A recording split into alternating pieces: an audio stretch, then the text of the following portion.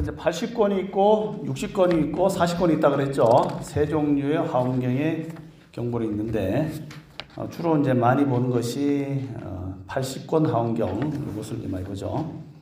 그래 80권은 집회 장소는 7처 7군데에서 그다음에 9번의 모임이 있었고 그다음에 품수는 39품이다.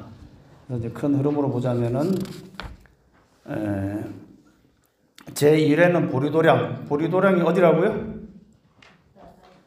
붓다가의 보리도량에서는 품명, 세주 묘품 열의 현상부터 비로자나품 6품을 거기서 설하시되고 거기서 설법을 하신 분은 보현보살. 왜 석가모니 부처님이 직접 설법 안 하셨다고요? 석가모니 부처님이 열심히 닦아서 노사나불이 되었는데 되어보니까 내가 본래 비로자나불이구나 하는 것이 다 합치가 됐다 그랬죠. 그래서 최상용이라고 아까 저번 시간에 말씀드렸죠. 질그릇이 있다면 질그릇의 원재료는 진흙이고 모양은 또 고려청자고 쓰임새는 물을 따르는 것이고 물 따르는 것 모양 질그릇 이게 흙이 서로 분리될 수 없잖아요. 그러니까 우리 가지고 있는 그 본성 자체는 청량하고 맑은 부처님의 본성이 있다. 아까 비유가 똑같이 돌아갑니다. 본래는 돌 속에 본성인데 그 속에 있는 것을 잘 다듬으니까 부처가 드러난 것처럼 우리 안에 가지고 있는 본래 본성은 부처님 성품이다. 그래서 그것을 그대로 수행해서 알아낸 분이 누구다? 비로자나 부처님이고 비로자나 부처님은 석가모니 부처님의 본성의 모습이 비로자나라고 설명한 것이다. 이렇게 말씀드렸죠? 네, 그래서 비로자나는 그야말로 본성이기 때문에 어떤 형상으로 드러날 수 없어서 비로자나 부처님 그대로 삼매에 적정한 삼매에 계시고 빛으로서만 방광을 하시니까 그것을 알아먹은 보현보살이 대신 사람의 보살의 말로서 설명을 하게 됩니다. 이게. 그 다음에 자리를 붓다가의 보리수 나무에서 잠깐 옮기셔갖고 보광명전이라 하는 몇 발자국 떨어진 곳에서 제2회 열애명호품, 사성제품, 광명각품, 보살문명품, 정행품, 현수품 요 문수보살이 설주가 돼서 바로 본래 앞에서 비로자나 부처님은 본신의 깨달음의 자리를 설명한 거고 우리는 아직 그런 것을 경을 봐서 알지만 잘 모르니까 내 스스로가 본래 불성, 본성, 법성이 있다는 것을 믿어야 되겠죠. 그 믿는 과정이 바로 믿는 사람은 뭐가 됐다? 대보살이 다 된 거예요. 이게 문수보살, 보현보살, 관세음보살 이런 분들은 자기의 본성이 본래 부처라는 것을 다 알은 거예요. 마치 저 구름이 거쳐지면 본래 하늘에 태양이 있었는데 그 태양은 구름이 가리나 안 가리나 본래 그 자리에 있었던 것처럼 청동거울의 본체는 그 안에 스스로 본래 밝았는데 구름이나 먼지나 때가 끼어서 안 보일 뿐이지 본래의 청동거울은 밝게 빛나고 있다. 그것을 믿어라 이거예요. 그거 하늘을 믿으라는 게 아니고 그래서 그런 믿음이 있는 것을 강조를 하는 것이 이 대보살들이 성불한 과정이에요. 이게. 그래서 그것은 문수보살, 보현보살 그 다음에 쭉 나오죠. 문수보살부터. 그래서 이제 일단 그 52단계 가운데 아까 같이 석가모니 부처님이 노선화불이 되고 비로자나 부처리 되는 바로 그 자리로 딱 들어가면 더 얘기할 게 없는데 우리는 아직 본성은 있지만은 해에 먼지가 끼듯이 구름이 끼듯이 안 보이니까 그래서 닦아가는 과정도 필요한 거예요. 그러기 위해서는 먼저 내 안에 본체로서의 비로자나가 있다는 것을 믿어라 해서 10가지 믿음, 십신이 나온다 그랬죠. 십신. 그 다음에 저번 프린터 내드린 것처럼 자리를 옮겨서 도리천공으로 이제 부처님께서 그 자리에 앉으시면서 몸을 드러내셔갖고 도리천 수미산으로 올라간다 해서 승수미산 산정품 산의 꼭대기 올라간다. 수미산의 산 모양이 어떻게 생겼다고요? 구산팔해라고 해서 9개의 산과 8개의 바다가 있어요. 그래서 우리 군사에 가보면은 산이 이렇게 있고 요 꼭대기에 네모진 하늘이 있다는 거예요. 이게 제일 바깥에 수미산이 있고 요 수미산마다 이렇게 산이 하나씩 있어요. 이렇게 2개, 3개, 4개, 5, 6, 7 하면은 하나, 둘, 셋, 넷, 다섯, 여섯, 일곱, 여덟이죠. 8 바깥에 대천리산이라고 하는 큰 산이 높이가 10,000m 되고 넓이는 8만 유순이 된다는 큰 천리산이 또 감싸고 있대요. 요 감싸고 있는 요 사이사이마다가 뭐가 있다? 물이 있다. 바다가 있다. 그래서 산은 1산, 2산, 3산, 4산, 5산, 6산, 7산, 8산, 그다음 제 천리산이 있으니까 9산이 되겠죠. 9산. 9산인데 9산이니까 바다는 몇 개가 있어요? 하나, 둘, 셋, 넷, 다섯, 여섯, 일곱, 8개가 있겠죠. 그래서 9산 8해가 됩니다. 9산 8해. 그래서 이제 수미산의 구조는 9산 8해로 이루어지고 각각의 산 사이에는 바다가 흐르고 있다. 그런데 수미산의 가장 제일 중심에 센터에 있는 거죠.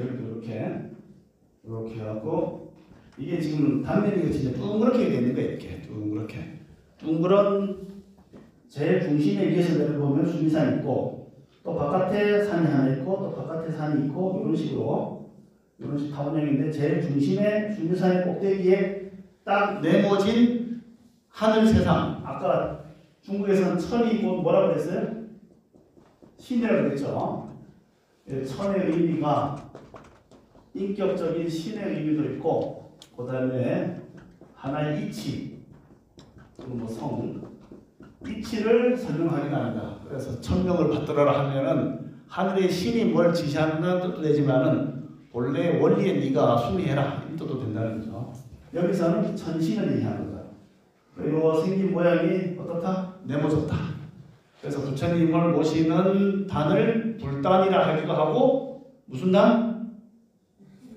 수미단이에요. 수미단.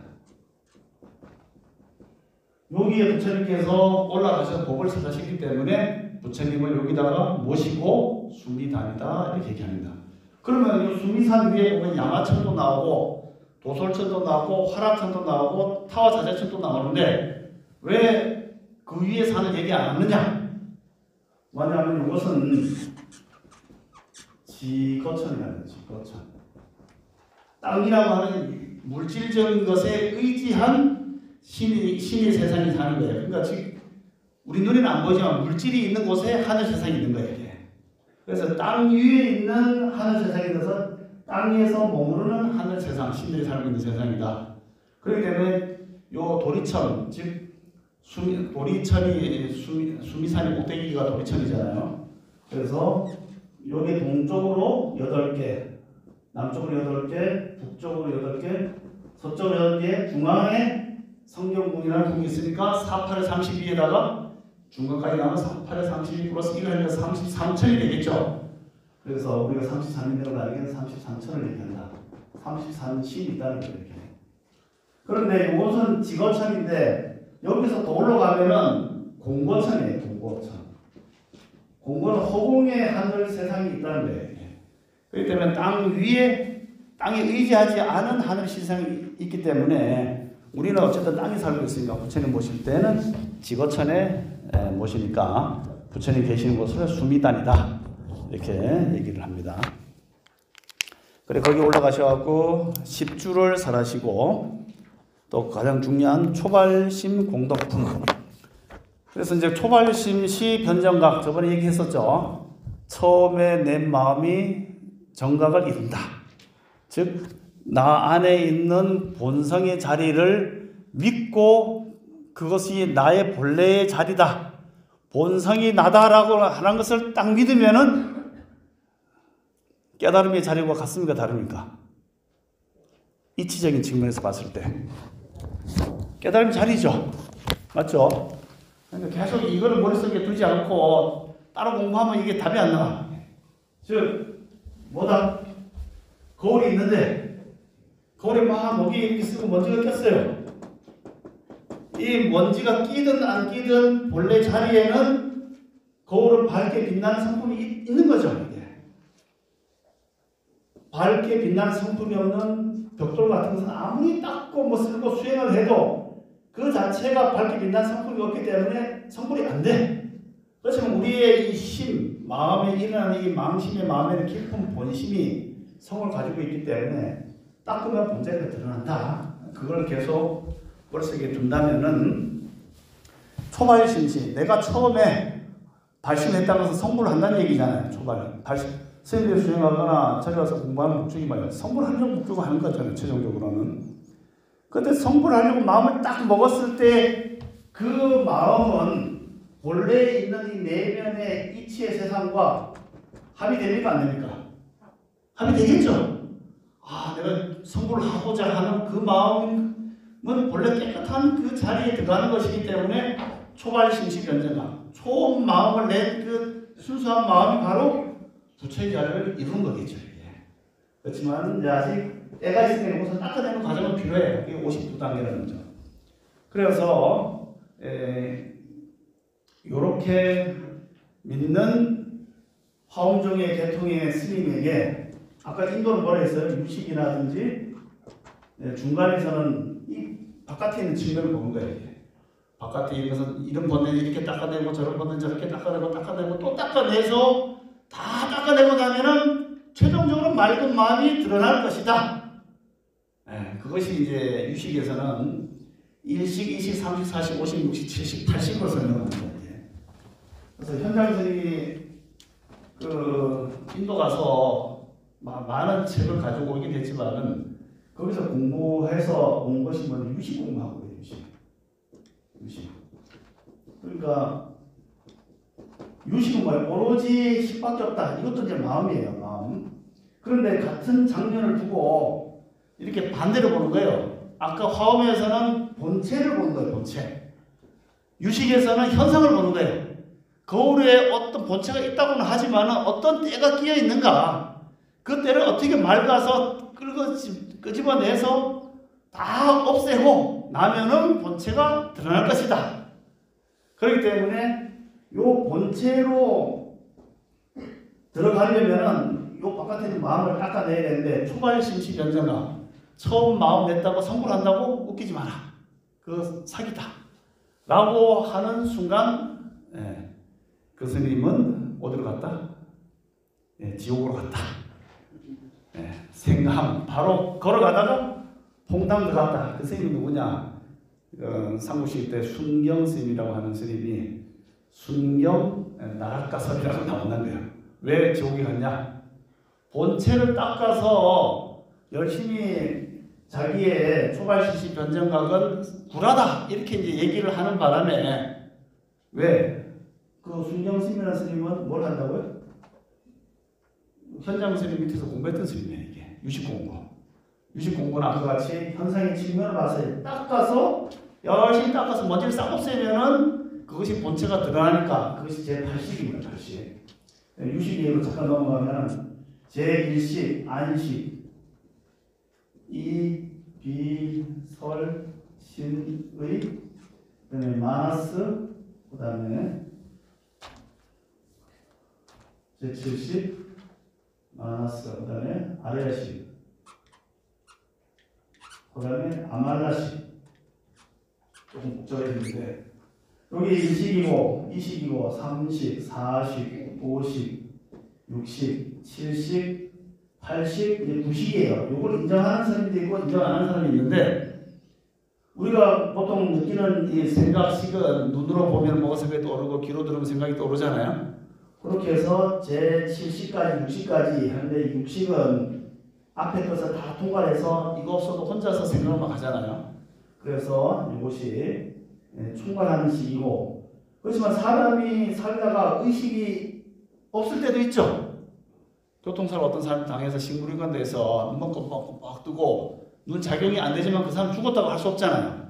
그래 깊은 심의식이 있다. 이게 마나스식이고 죽어도 이 사람이 의식 작용까지 다 멈췄다 하더라도 깊은 저장식이 있어갖고 이 속에는 맑은 본래의 이 더러운 가운데 맑은 그런 청정한 식이 있다는 거예요. 말하자면 저 아까 이 같은 성품이 있다는 거예요. 요걸 드러내기 위해서는 여기 얘들이 가진 잡된 번뇌들을 싹 닦아내야 돼. 계속 다 닦아내고 나면은 마지막에 맑은 심성이 드러난다. 요게 이제 유식의 공부고, 화엄이라든가 선에서는 야 닦을 게 뭐였냐, 닦든 안 닦든 본래 거울 안에 맑어.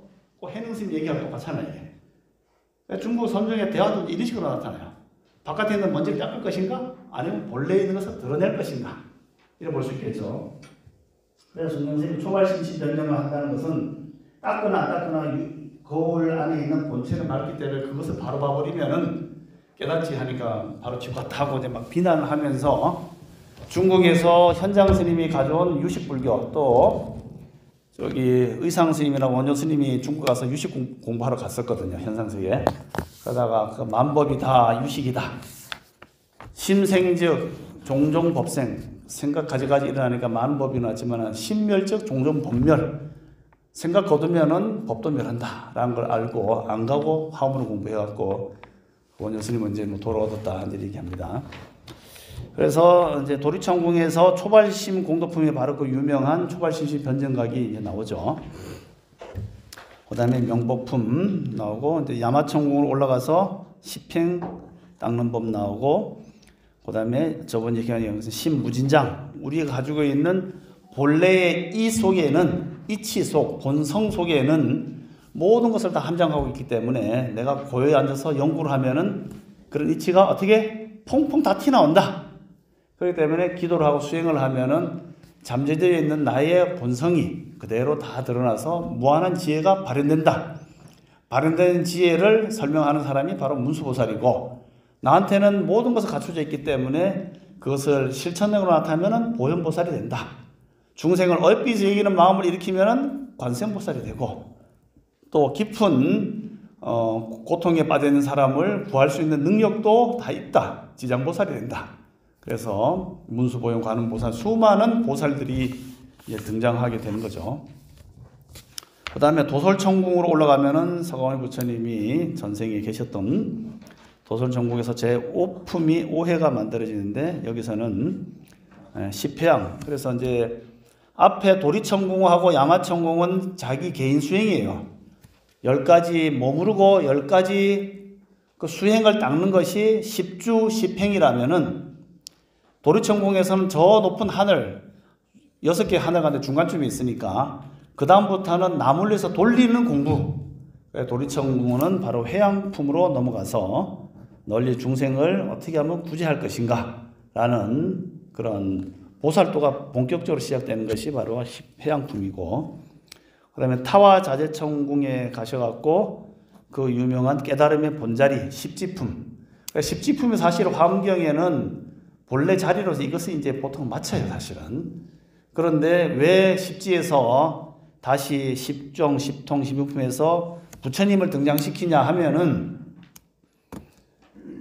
화엄경에서는 완전한 인간상은 제일 앞에 나오는 비로자나불의 성불로서 사실 끝나요. 근데 그것을 본래 있는데, 본래 우리는 가지고 있는데 뭐 어쩌라고 이렇게 얘기할 수 있잖아요. 본래는 있지만은 그 본자리를 내가 깨치지 못하면 수행을 통해서 닦아가는 과정도 필요하다 해서 천태대사는 순과 잡이 섞여 있다. 법화경에서는 오로지 순수하다. 순수한 것은 원만하다. 본래 부처고 본래 그대로가 자기의 본성이라면 닦을 게 어디 있는가라고 보는 것이 법화라면은, 화엄경에서는 그래도 닦아야 된다. 본래 거울은 청정하지만은 때가 끼었으니까 닦은 과정이 50단계가 필요하다. 그러고 나서 이게 이제 그 다음 품 나중에 붙었는데, 거기서 이제 등각, 묘각, 부처를 얘기했잖아요. 그런데 이제 왜 그걸 얘기했냐면은, 그래도 성불하는 것을 이제 나중에 넣고 싶었던 거야. 그렇지만 화엄경에서의 본래 뜻은 뭐냐? 성불의 의미보다는 보살도를 살자. 보살도로서 사는 것이 인간 세상 사바 세계에 더 중요하다. 그것은 왜 그러냐? 아까 얘기한 것처럼 성불을 하고 원리가 되고 이치가 되고 법의 성품이 합치가 되면은 뭐라고 했습니까? 내가 없어지잖아요, 내가. 하나의 원리가 되어버렸으니까, 나도 법성고 하나가 됐으니까 나다라는 생각을 낼 수가 없는 거라, 이게. 그렇죠? 지금 여러분들이 나다, 나는 뭐 박도선이다, 누구다 하는 것은 그 중에서 그 많은 마음과 가운데서 나라는 생각을 이렇게 하고 일으키니까 몸도 이렇게 되고 얼굴도 이렇게 생기고 마음을 좀 잘 쓰면 얼굴이 더 예뻐지고 막 그런 게 생기잖아요, 이게. 그러니까 그렇게 됐을 때는 내라는 공간이 있으니까 다른 사람한테 가서 그 사람한테 직접적으로 주기도 하고 필요한 거 받기도 하고 또 살펴주기도 하는데, 원리 상태로 있으면은 구체적으로 그 사람한테 가서 뭔가를 해줄 수가 없는 거예요. 왜냐면 보편적인 원리니까. 이해됩니까? 그래서 관세음보살 대세보살 십지에 있는 제10지 법운지에 들어가는 분은, 그런 분이 관세음보살 대세보살 이런 대보살이에요. 근데 그런 대보살들이 왜 성불해서 부처로서 머무르지 않고 계속 보살로 있잖아요. 지장보살도 지옥 중생이 없어질 때까지는 자기는 보살로 있겠다 그랬잖아요. 관세음보살도 모든 사람이 고통이 멸하기 전까지 계속 보살로 있겠다 한 거거든. 왜? 나라는 생각을 놓아버리는 법의 성품과 합해지면은 법성이기 때문에 특별히 가서 그 사람한테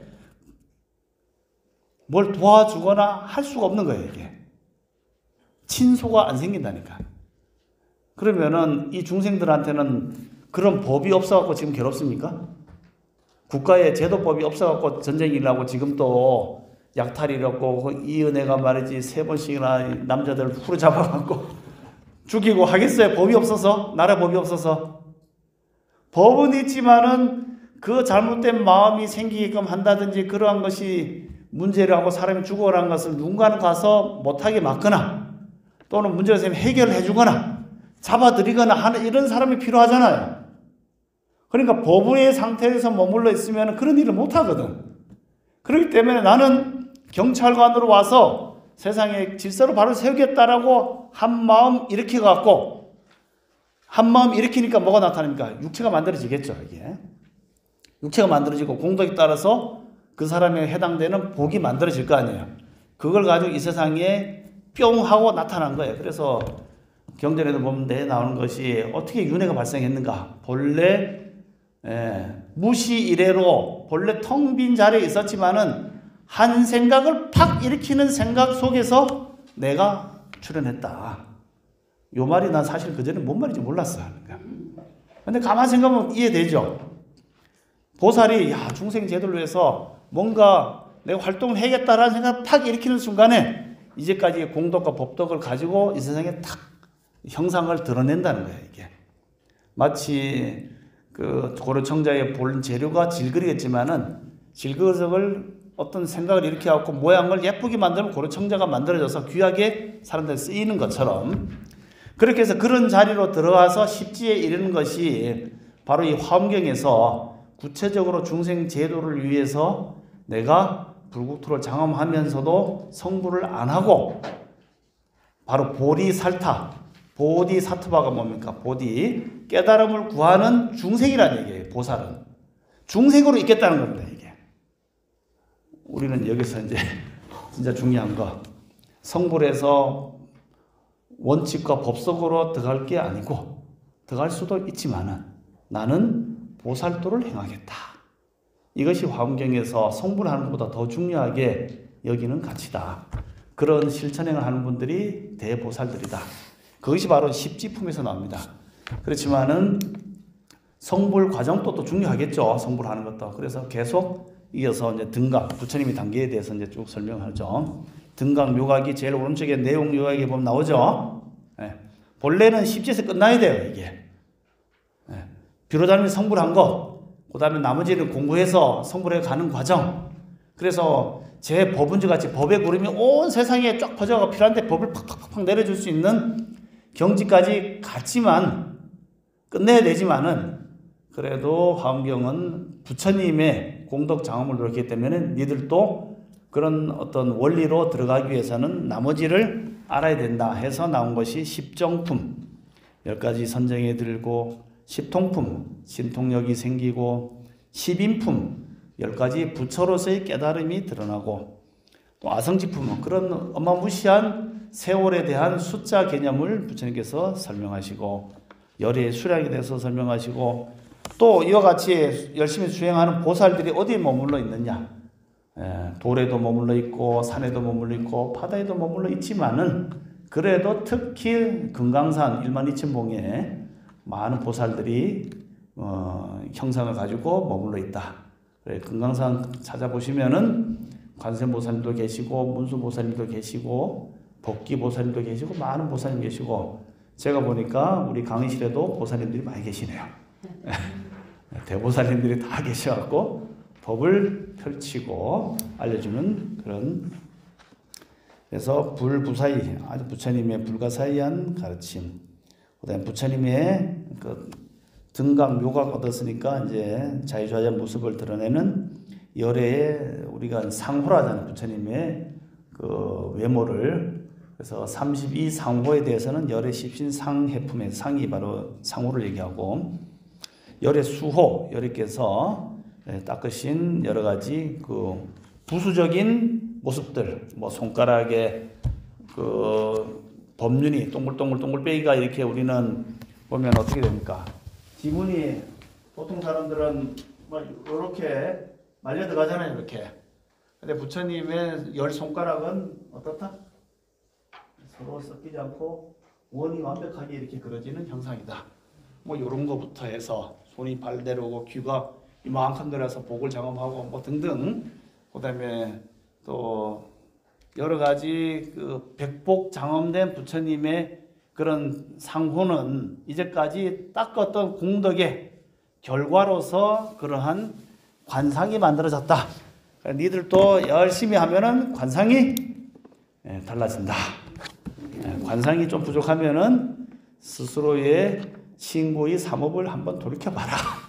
뭐 그런 내용이 바로 여기 열애시신 상해품, 열애수호 광명 공덕품, 그 다음에 이제 보현행품이 나와서 마지막으로 묘각을 설명하고, 그 다음에 열애 출현품까지 해서 부처를 다시 한번 이제 드러내서 성불 하는 과정이 나오죠. 그 다음에 보광명전으로 다시 내려오시죠. 그래서 그 보리수와 옆에 보광명전으로 다시 오니까 그 세간을 떠나는 보살도의 그런 인과법을, 평등 인과를 설명하고, 그 다음에 이제 극고독원은 어디예요? 극고독은 바로 이제 기원정사입니다. 기원정사로 이동하셔서 거기에 이제 문수보살이 남쪽으로 내려가니까 한 8만 명이 되는 군중들, 인간 세상 사람들이 모여 있어요. 그래서 그 사람들에게 문수보살이 설명하는데, 지금부터 니들이 남쪽으로 이렇게 여행을 떠나라. 그러다 보면은 이 세상 속에서 십신, 십주, 십행, 십회왕, 십지, 등각, 묘각을 실천하고 있는 수행자들이 있으니 그분들을 세상 속에서 그 사람들을 만나서 가르치면서 직접적으로 배워라 해서, 그 중에서 가장 우두머리인 선제동자가 총 우리 엄흥길 대장이 에베트산에 사람들 데리고, 아니면 가까운 야산도 데리고 쫙 가잖아요. 그러면 동네 사람들 뭐 야산 가면 쭉 따라오는 거 아닙니까? 그래서 상수 제자가 되어서 선제, 아주 태어날 때 이제 재물이 굉장히 많았대요. 복집의 아들이죠. 선제동자가 중심이 되어서 8만 명의 사람들을 데리고 남쪽으로 순행하면서 각각의 십신에 해당되는 10분, 십행에 해당되는 10분, 이렇게 해서 53분의 선제, 실제는 한 55분을 만나는데, 앞에 문수, 제일 끝에 뒤에 문수, 그 다음에 그 구시라선 남자 여자 두 개 같이 있어서, 그래서 53분의 선지식을 만나고, 그래서 이제 결국은 깨달음을 얻는 인간 세상의 실천 과정을 몸으로 드러냅니다. 그래서 80권 화엄경은 크게 나누면은 비로자나 부처님께서 직접 성불한 모습을 보여주는 장면, 그 다음에 제2회 품부터는 보살님들이 수행해서 성불하는 과정을 예시로 보여주는 장면, 그 다음에 세 번째는 인간 세상의 선제동자가 수행해서 성불하는 장면, 근기로 보자면 상품, 중품, 하품. 상품은 부처님, 중품은 보살도가 수행해서 성불하는 장면, 하품은 선제 동자를 비롯한 실제로 인간 세상 사람들이 수행해서 선제 동자가 이 법계 아까 나왔죠? 법계 세상 속으로 들어가서 그 속에서 성불하는 장면, 상중하의 근기를 그대로 다 설명해서 최종적으로 뭐냐? 성불을 이루자, 본래 성불임을 알자 라는 내용으로 구성된 것이 바로 화엄경이다. 그래서 이제 화엄경에서 얘기하는 것은 뭐냐? 우리가 많이 들어보셨겠지만은 불교 수행을 어떻게 하느냐? 신해 행증이라고 들어보셨죠? 첫 번째 신 믿고, 그 다음에 해 이해하고, 그 다음에 행하고, 그렇게 해서 증득하는 거 신해 행증. 그래서 우리 오른쪽 제5분 5주 인과설에 보면 현수대사 법장 스님이 설명한 거 보면 나오죠.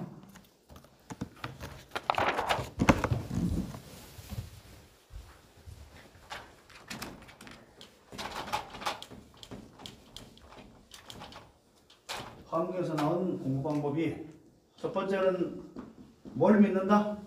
내가 본래 부처임을, 내가 본래 비로자나임을 믿는다.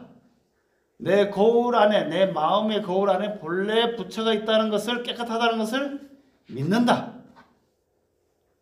내 안에 부처가 없다면 아무리 열심히 닦아도 부처를 이룰 수 없겠죠. 벽시 속에 벼가 없으면 아무리 심어도 벼가 안 나요. 콩 심은데 콩이 안 나잖아, 이게.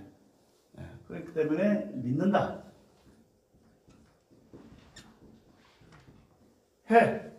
믿고 올라가는 단계를 내가 이해하는 것, 신해. 이해했으면은 지행합일이 돼야 되잖아. 실천을 해야 될 거 아니에요. 행. 실제로 수행을 해보니까 내가 본래 부처였구나 라는 것을 아는 것, 증득하는 것. 그래서 신해 행증을 할 줄 알아야 된다. 그래서 화엄경은 이런 구조로 만들어졌어요. 신해 행증. 그래서 오른쪽 60권 화엄경은 헷갈리니까 보지 마시고, 같은 곳인데 이제 약간 품이 다릅니다. 내용은 거의 비슷해요. 그래서 다음 페이지 5분 5주 인과설을 보시면 현수대사 법장 스님.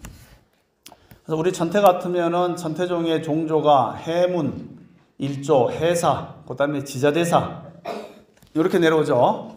그 다음에 장항 관정 스님으로부터 하고 쭉 내려가서 저기 나중에 원묘교수 요셉 이렇게 쭉 내려가는데, 이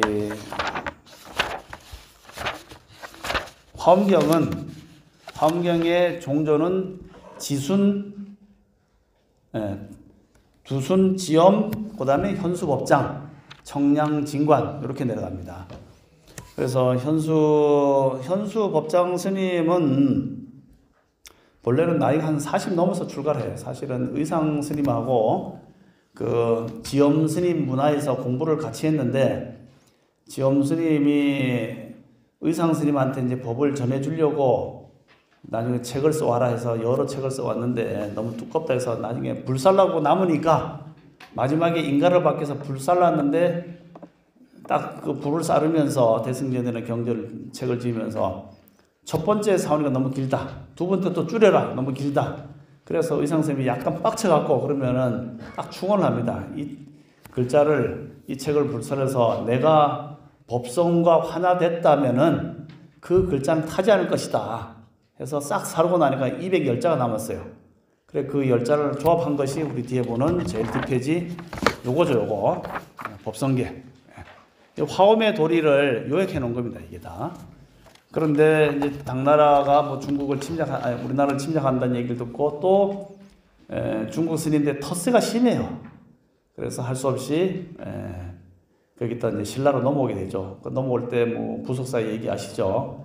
신라방이 있었는데 예쁜 선묘라는 여자가 평소에 이제 거기 와 있으니까 스님 너무 좋아요 했는데, 어디 갔다가 오니까 장보고 마트 갔다 오니까 스님이 벌써 배 타고 가고 있는 거라. 저게 항구에서 돌아와요. 부산항에 암만 불러봐야 도리지 않아서 콱 죽어버리자 해갖고, 네, 저 스님이 가는데 용이 되리라 하면서 손을 세우고 물에 빠져 죽으니까 용이 되어서 같이 따라가서 뭐 요 부석사까지 와서 부석사에서 그게 삿된 그 사람들이 많이 살고 있으니까 돌을 뛰어갖고 빙글빙글 도니까 다 또 도망가고 도망간 자리에 의상 스님이 절을 세웠다 해서 화엄 10차를 요 경상북도 인근에 다 세웠죠. 그리고 화엄정에 우리나라 화엄정의 개조가 바로 이 의상 스님이라면은 원래는 중국 화엄종 이 화엄 사상을 펼치고 법통을 3대로 이어받으려고 했는데 법장 스님이 중국 스님이고 또 나이도 많이 들었어요, 사실은.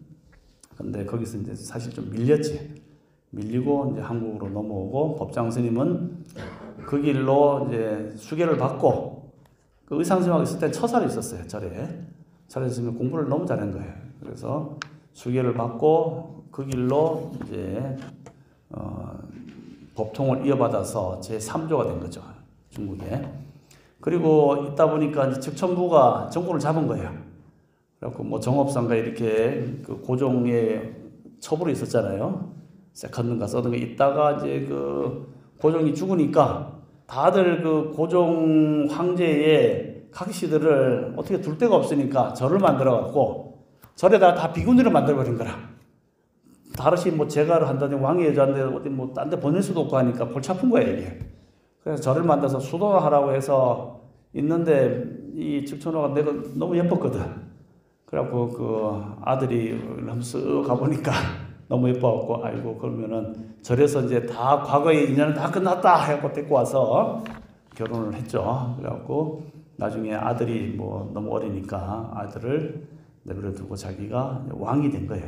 그래서 그 알던 측천 왕후가 돼서 불교를 굉장히 공부했는데 그렇게 당당한 측천 왕후 앞에서 현수법장 스님이 당대에 화엄정에 이제 교조가 되니까 와서 이제 강의를 하라고 합니다. 앞에 가서 이제 강의를 하는데 이 지금 제가 설명해도 잘 어렵잖아요, 내용이. 예, 성이 뭔지 그 개념조차도 떠오르지 않는데 거기서 법성이고 불성이고 뭐 이렇게 얘기하니까 얘기가 잘 안 돼요. 그래갖고 있다 보니까 중국 가보면은 그 어간문이라든가 큰 집 앞에 보면은 다 사자를 이렇게 세워두잖아요. 암사사, 숫사사. 그래서 그 사자를 보면서 사자의 본성이 모양이 바뀌어도 금은 그대로 있다.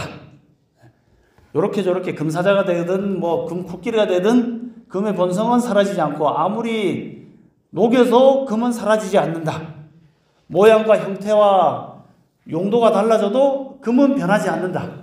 그 금처럼 우리 마음에는 본성의 심, 그 심을 불성, 성이라고 표현하기도 하고 본래 마음이라 표현하기도 하고 법이라고 표현하기도 하고 뭐 다양한 모습으로 성을 표현한 것이 우리 안에 금사사처럼 다 있다. 그것을 안다면은 내가 어떻게 녹여갖고 금사처럼 쓸 수도 있고 잘못 녹이면은 쥐새끼처럼 쓸 수도 있고 그래도 쥐새끼가 되더라도 금이다. 맞습니까? 금이 귀한 것은 아무리 바뀌어도 변하지 않는 본성은 금이라는 거예요. 우리 안에 그 본성이 있다는 거예요. 아무리 우리가 어떤 사람이 개차반 같이 놀고 이네 같이 남 갉아먹어도 그래도 뭐다? 금이다. 본성 불성이 있다. 그렇게 설명을 해요. 그러니까 그렇게 하는 게 이해를 싹 알아보고 측천부가 그냥 팍팍 절을 그냥 지어줍니다. 옛날 왕들은 뭐.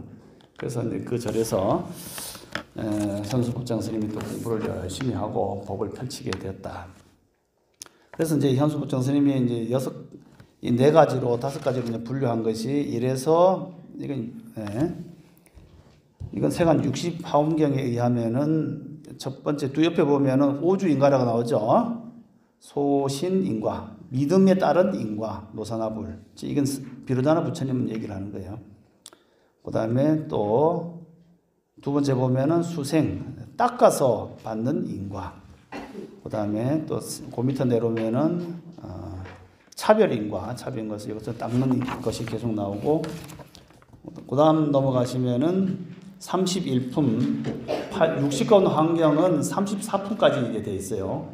80권 환경은 39품까지 돼 있고, 우리 환경 약창계에 나오는 것은 39품 원방교 나오죠? 네, 39품으로 되어 있는데, 그 다음에 또 33품 이세간품에 보면은 성행인과, 평등인과를 얘기하고, 그 다음에 34품 증입. 깨달아서 들어가는 인과, 이렇게 인과법으로 통해서 나타난다. 결국은 인과예요. 여기서 내가 성불을 하는 것은 본래의 성품은 가지고 있지만은 닦아서 결국은 시각과 본각을 성취한다 하니까 그래서 인과법으로 보는 거죠. 그래서 이제 법화경에서는 닦아서 성불을 한다는 얘기 없어요. 그냥 본래 그 자체를 내가 탁 봐버리면은 그대로 원만한 것이지 뭘 닦냐. 그렇게 보는 것이라면 화엄경에서는 그래도 닦아야 된다. 그런 인과를 통해서 성취할 수 있다라는 내용이 그래서 나오죠. 그 밑에 보시면은 교기 인연분 본경이 생기게 인연을 가르치는 것. 거과 곧낙 과거에 부처님이 성불한 노선화불이 성불해서 된 것은 수행을 열심히 한 과보로서 성불을 했다. 근데 이제 본래 자리로 보자면 닦을 것도 없지만은 중생의 입장에서 봤을 때는 닦아야 되겠죠. 열심히 공덕을 닦아서 성불을 하는 것이 비로소 부처가 됐다. 시각이에요. 근데 화엄경보다는 이제 법화경에서는 본래 부처다. 본각을 더 강조하는 측면이죠. 뭐가 뭐 우열이다 저열하다 얘기할 건 없는데 어떤 관점에서 이제 보느냐의 문제라고 볼 수 있겠죠. 그래서 노선화불 보신불로 오신 비로자나 부처님의 본자리는 이제까지 열심히 과거 무명 시절에 닦아서 이곳이 연화장 세계를 장엄하고 그 속에 내가 있는 것을 자기가 본 거예요. 자기가 닦아서 자기가 본자리에 들어간 거죠. 그래서 본자리에 대한 믿음을 내라 해서 믿음을 내는 것. 그 다음에 실제로 닦는 과정, 수인계과 생해품에서 비로자나 부처님, 즉 노선화불이 십신십주, 십평, 십효양, 십지의 5단계를 닦아서 보살행을 완성하는 것.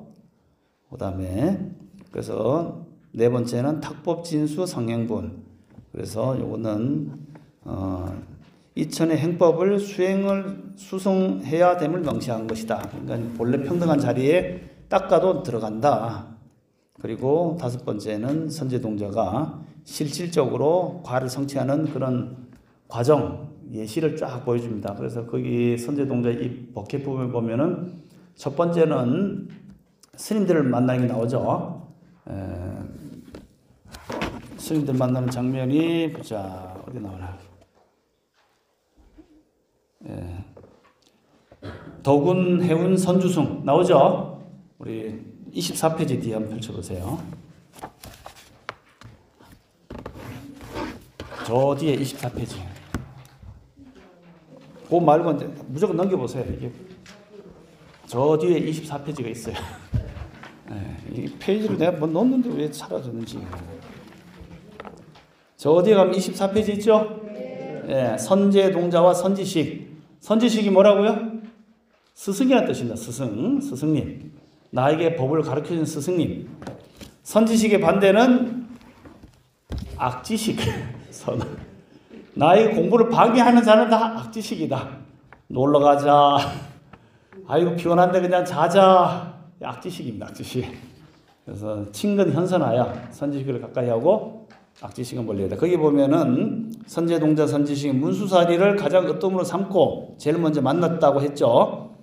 그 다음에 덕운 스님, 해운 스님, 선주 승리니까 스님을 만났다는 거죠. 첫 번째 세 분은 스님들을 만나고 그 다음에 이제 쭉 해서 그게 바로 덕운 스님 10신, 1신, 2신, 3신까지 나오는 거예요. 나중에 또 설명할 겁니다. 그렇게 나오는 것을 다시 아까 그 자리로 돌아오시면은 제일 마지막 줄 보시면은 5분 5주 인과설은 화엄경에 있어서 보살 행의 단계를 몇 단계로? 신해행증. 첫 번째 믿어라. 뭘 믿어? 내 자신에 있는 본성이 본래 비로자나 성품임을 믿어라 하는 것을 믿고 그 다음에 52단계를 걸치면은 보살도의 완성을 이룰 수 있다. 문수보살, 보현보살처럼 십지의 십지, 즉 법운지에 이룰 수 있다. 그래서 아까도 계속 얘기하지만은 화엄경에서는 원래 성불을 덜 강조해요. 왜? 보살 행위 중심이에요. 내가 있어야지 나라는 어떤 개체성을 가지고 있어야지 사람들한테 직접적으로 살펴줄 수 있으니까. 거기서 조금 더 올라가서 법성이 되면 법이 돼버리니까. 지금 우리나라에 법이 없어서 사람들이 괴롭습니까? 법이 없어서 경제가 힘들어요. 그건 아니잖아요. 법은 있어요. 그 법과 내가 개합이 되면은 성불을 하는 거고, 법 전에 그런 것을 뜯어고치고 바꾸고 할 수 있는 그러한 인간상, 이게 바로 보살이라고, 보살임. 그것을 이제 화엄경에서는 더 강조하는 거예요. 그래서 최종적으로는 사단이 구분하고 그 단계에서 인과의 차제를 수행을 열심히 하면 성불할 수 있다. 이런 개념으로 설명하는 것이 바로 화엄경이다. 대강 아시겠죠? 예. 큰 그림을 보고 이제 들어가면은 파트마다 어떤 내용, 사실 실제로 들어가면 크게 어려움은 없어요. 이게 다 비슷한 말이 계속 나오고, 요런 행을 해라 우리가 많이 들었던 얘기인데 그렇게 하시면 되겠습니다. 예, 뽑아야 한다니까 오늘 이정 마치시고